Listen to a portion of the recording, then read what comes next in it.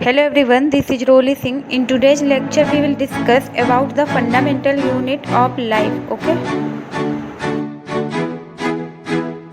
तो चलिए स्टार्ट करते हैं। जैसे कि इससे पहले वाली क्लास में हम लोग पढ़ चुके थे, the fundamental unit of life chapter complete कर चुके थे, और आज की क्लास में हम लोग पढ़ेंगे इसी चैप्टर के कुछ इंपॉर्टेंट क्वेश्चंस। ओके, तो जो आज का हमारा फर्स्ट क्वेश्चन है वो है हमारा, पादप कोशिकाओं तथा जंतु कोशिकाओं में तुलना करो, या इन दोनों में हम लोगों को अंतर बताना है। ओके, तो जब हम लोगों को पादप कोशिका और जंतु कोशिका में अंतर बताना है तो हम लोग दोनों को अलग अलग लिखेंगे, इसके बाद दोनों में अंतर बताएंगे क्या क्या होगा। जो हमारी पादप कोशिकाएं होती हैं, मतलब कि जो पेड़ पौधे होते हैं, उनमें हमारी कोशिका भित्ति पाई जाती है, या इसको हम लोग सेल वॉल बोलते हैं। ओके, जो हमारी पादप कोशिकाएं होती हैं उनमें सेल वॉल पाई जाती है, और जो हमारी जंतु कोशिका होती है, जैसे कि हम लोग होते हैं, उनमें पाई जाती है कोशिका भित्ति यानी सेल मेम्ब्रेन। ओके, सेकंड हम लोगों का क्या अंतर है, सेकंड है इसमें हरित लवक पाए जाते हैं। जो हमारी पादप कोशिकाएं होती हैं इनमें हरित लवक पाए जाते हैं, और जो जंतु होते हैं इनमें हरित लवक अनुपस्थित होते हैं, इनमें हरित लवक नहीं पाए जाते हैं। इसके बाद थर्ड जो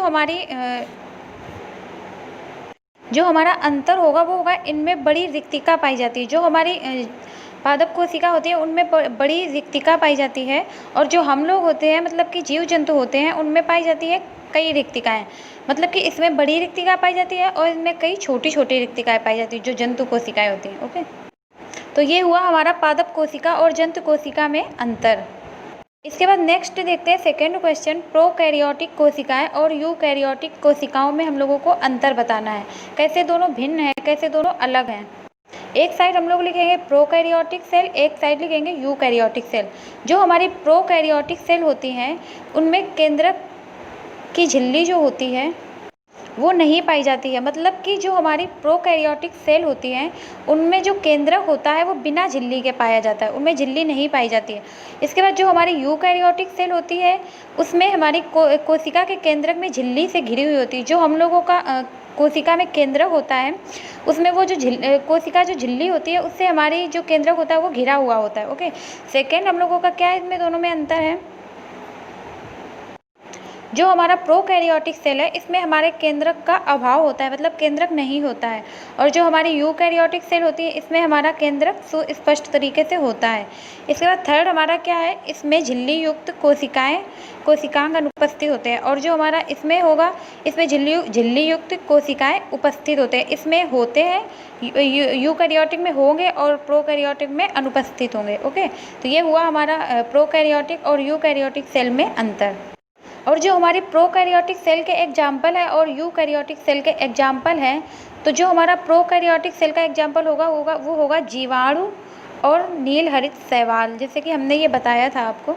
और जो हमारा यूकैरियोटिक सेल का एग्जाम्पल होगा वो होगा पादप, ये मतलब पेड़ पौधे, और होगा हमारी जंतु कोशिका, जैसे कि हम लोगों की कोशिकाएँ। ओके, इसके बाद हमारा नेक्स्ट क्वेश्चन है थर्ड, यदि प्लाज्मा झिल्ली, जो हमारी प्लाज्मा झिल्ली होती है वो फट जाए या टूट जाए तो हम लोगों के अंदर क्या होगा। जो हम लोगों के अंदर प्लाज्मा झिल्ली होती है वो कोशिका की बाहरी आवरण होती है। मतलब जो हमारे लोगों की कोशिका होती है उसमें एक आवरण होता है, वो होती है प्लाज्मा झिल्ली, जिसमें इसका जो वो होता है वर्णात्मक पारगम में होता है, वर्णात्मक पारगम में झिल्ली होती है, जो कुछ पदार्थों को अंदर और बाहर जाने आने में मदद करती है, जबकि कुछ अन्य पदार्थों को नहीं। मतलब कि जो हमारी ये प्लाज्मा झिल्ली होती है, तो जैसे कि हम लोगों के अंदर या कोशिका में कुछ पदार्थों की ज़रूरत है या उसको यूज है तो वो उसको अंदर रखेगी, और जो जिसका यूज नहीं है, जिसकी ज़रूरत नहीं है, उसको वो बाहर निकाल देगी। तो हमारी जो प्लाज्मा झिल्ली होती है उसका कार्य होता है, मतलब कि कुछ पदार्थों को अंदर बाहर आने जाने का कार्य। ओके, जो इस प्रकार प्लाज्मा झिल्ली कोशिका के लिए बहुत महत्वपूर्ण होती है। यदि प्लाज्मा झिल्ली फट जाएगी तो कोशिका का जीवित रहना मुश्किल हो जाएगा, मतलब संभव नहीं है, इसलिए हमारा जीवित रहना भी संभव नहीं है। ओके, इसका मतलब ये हुआ, जब हमारी प्लाज्मा झिल्ली फट जाएगी तो हमारे अंदर जो कुछ पदार्थ अंदर जाने वाले थे या बाहर आने वाले थे तो वो आ जा नहीं पाएंगे, तो हमारे शरीर में कोशिका का जीवित रहना मुश्किल हो जाएगा। ओके, इसके बाद नेक्स्ट क्वेश्चन है हमारा, यदि गाल्जी उपकरण ना हो तो कोशिका का जीवन में क्या होगा। मतलब कि यदि हम लोगों के अंदर गाल्जी उपकरण जो होता है वो ना हो तो कोशिका का क्या होगा। जो हमारा अंतर्द्रवी जालिका होती है, मतलब कि एंडोप्लाज्मिक रेक्टिकुलम, इसको हम लोग ER भी बोलते हैं। तो जो ये एंडोप्लाज्मिक रेक्टिकुलम होती है, मतलब अंतर्द्रवी जालिका, ये संश्लेषित पदार्थ को गाल्जी उपकरण में पैक किया जाता है। मतलब जो इसके संश्लेषित पदार्थ होते हैं, इसे गाल्जी जो उपकरण होता है उसमें पैक किया जाता है और उन्हें कोशिकाओं से बाहर अंदर विभिन्न क्षेत्रों में पहुंचाया जाता है। जब इसको पैक करके जब कोशिका के जब अंदर या बाहर किसी भी क्षेत्र में पहुंचाया जा सकता है। और गाल्जी उपकरण से लाइसोसोम को भी बनाया जाता है। जो हमारा गाल्जी उपकरण होता है, इससे हम लोगों में लाइसोसोम भी बनाया जाता है। और जो गाल्जी उपकरण से पुट्टिकाओं के, मतलब कि जो पैकेट्स होती हैं, उनके पदार्थों का संचयन या रूपांतरण भी किया जाता है।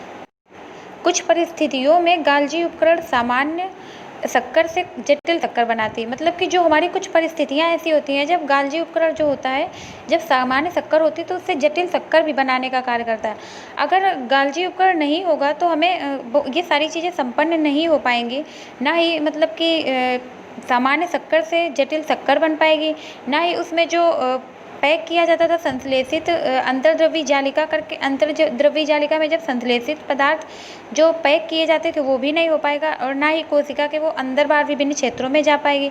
तो वो हम लोगों का बहुत सारी चीज़ें नहीं हो पाएंगी। तो उससे क्या होगा, हम लोगों का जीवित रहना मुश्किल हो जाएगा। ओके, इसके बाद हमारा नेक्स्ट क्वेश्चन है, कोशिका का कौन सा अंगक बिजली घर या पावर हाउस कहा जाता है और क्यों कहा जाता है? जो हमारा माइटोकॉन्ड्रिया होता है वो कोशिका का पावर हाउस कहा जाता है। और श्वसन से मुक्त होने वाले माइटोकॉन्ड्रिया ATP के अणु के रूप में संचित रहता है। जो हम लोग श्वसन करते हैं तो जो श्वसन से मुक्त होने वाली ऊर्जा होती है उसको वो जो माइटोकॉन्ड्रिया होता है वो ATP के रूप में संचित रखता है। मतलब कि एडेनोसिन ट्राइफॉस्फेट के रूप में संचित रखता है। जो कोशिका में विभिन्न जैव रासायनिक क्रियाओं के लिए माइटोकॉन्ड्रिया ATP के रूप में ऊर्जा भी उपलब्ध करता है। जो हम लोगों के अंदर जैव रासायनिक क्रियाएं होती हैं, जब माइटोकॉन्ड्रिया ATP के रूप में ऊर्जा को संचित रखता है तो जब उसमें उपलब्ध भी करता है माइटोकॉन्ड्रिया।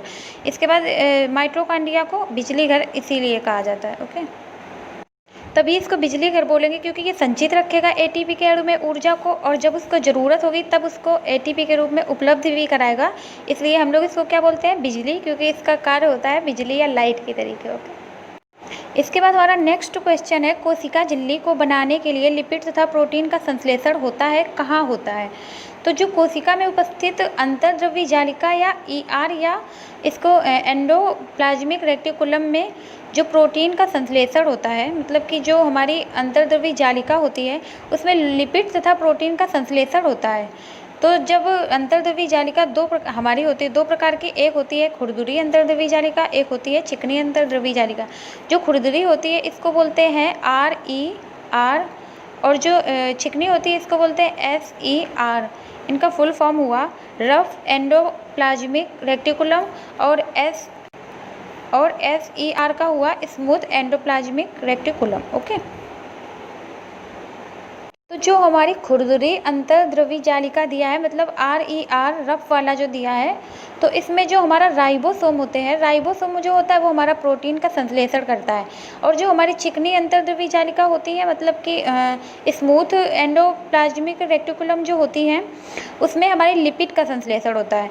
तो इस लिपिड और प्रोटीन को कोशिका झिल्ली का निर्माण होता है। जो हमारी लिपिड और प्रोटीन होती है उससे हमारी कोशिका झिल्ली का निर्माण होता है। ये इम्पॉर्टेंट है, याद रखना है। ओके, इसके बाद हमारा नेक्स्ट क्वेश्चन है, अमीबा अपना भोजन कैसे बनाता है?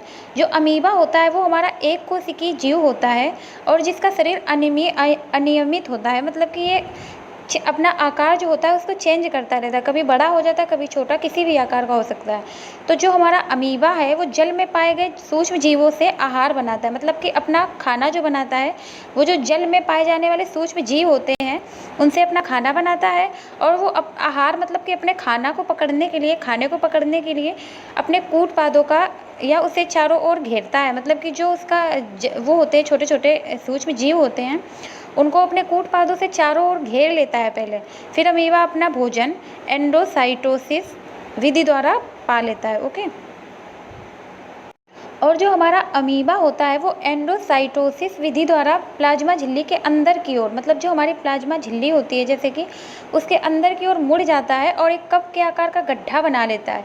जब वो गड्ढा बना लेता है जिसमें अपना भोजन, उसके अंदर भोजन प्रविष्ट कर लेता है, मतलब कि इकट्ठा कर लेता है, जिस इसमें खाद्य दानी के रूप में ले लेती है, जो इसमें इसके बाद उसे खाने के रूप में ले लेता है। ओके, जो खाना के रूप में भोजन के बाद पाचन कोशिका के द्रव्य में, इसको स्वांगीकरण बोलते हैं।